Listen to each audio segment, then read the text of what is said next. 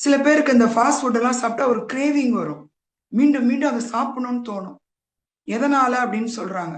அந்த சிறுகுடல்ல இருக்கிற பாக்டீரியா தான் அந்த கிரேவிங்கை உண்டு பண்ணுது. இப்ப நம்ம வாழ்க்கையை கூட அதை நம்ம சம்மந்தப்படுத்தி பார்க்கலாம். வாழ்க்கையில கூட நமக்கு எல்லாமே ஒரு ஆசை வருது. அதை நிறைவேற்றிக் கொள்ளணும்னு நினைக்கிறோம். ஆனா அதனால என்னெல்லாம் பாதிப்பு வருது? இப்ப சிறுகுடல் சொல்றதை மட்டும் நம்ம கேட்டுக்கிட்டு இருந்தா உடல்ல எவ்வளவு பாதிப்பு வருதுன்னு இப்ப சொல்றோம்.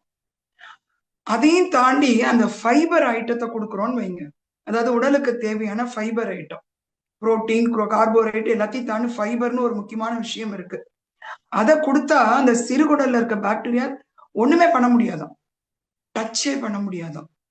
அது தாண்டி அது கீழே போகும்போது மட்டும்தான் அந்த பெருகுடல்ல இருக்கிற அந்த ஃபைபர் அப்சார்ப் பண்ணக்கூடிய பாக்டீரியா மட்டும்தான் அதை எடுத்துக்க முடியுமா.